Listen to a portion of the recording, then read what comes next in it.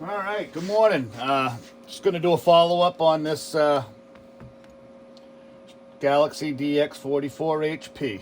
Like I said in the previous video, this radio was, well, I said it was unmolested. I guess what I meant by that is nothing was clipped out of the radio. So, as you saw in the previous video, it wasn't putting out any power. No modulation, no power. So we started investigating and checking things out. We did find a blown final.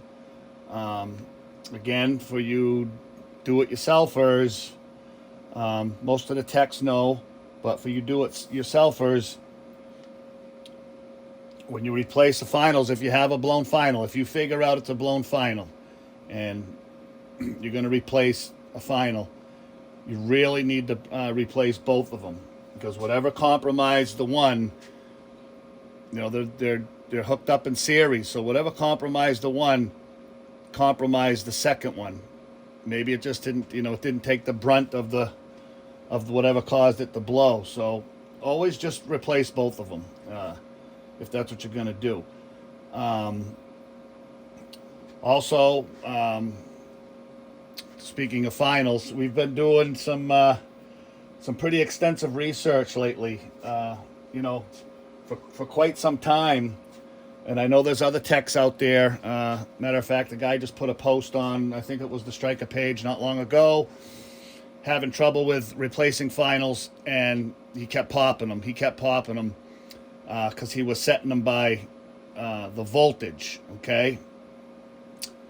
The best way to do it is they really need to be set by the current. That way, and we're going to get into this. We've come up with a jig to test them and to show exactly how the current and the voltage coincide with each other. Okay, but we just haven't got down to getting that video done and showing everybody. So basically, what it is if you get a MOSFET that has a low turn-on voltage, say like 1.8, okay, and you try to set that MOSFET at a 3.8 or a 4 volt setting, you're gonna snap it. It's gonna snap. It can't handle that. So this is where the problem comes in, and I've had the problem. And I know multiple guys that I've talked to around the country have had the same problem. And so what we've come up with, we finally, with a lot of research and a lot of testing, we have come up with a set of finals that we're just going to keep it exclusively to us. That they work very, very well in these radios.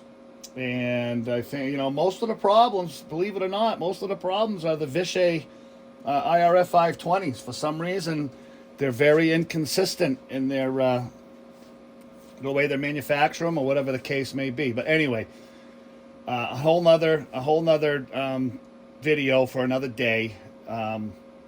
We're definitely going to cover it. It just it takes time, and we all have a lot to do.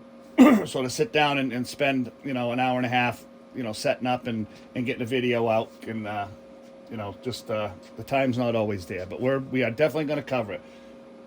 So just remember, if you're having problems with snapping the MOSFETs when you put them in, when you replace the finals, and if you're going to do it by voltage, keep the voltage low, and I do not recommend doing it by voltage. It really has to be done by the current draw, and that's really the safest way to do it. That way, you won't exceed the voltage rating on the device. Anyway, so this radio came in, no transmit.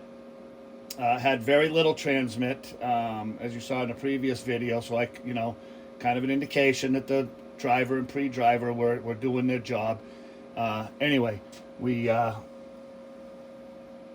removed the finals out. One's good, one's bad, and we still weren't getting any performance out of the radio.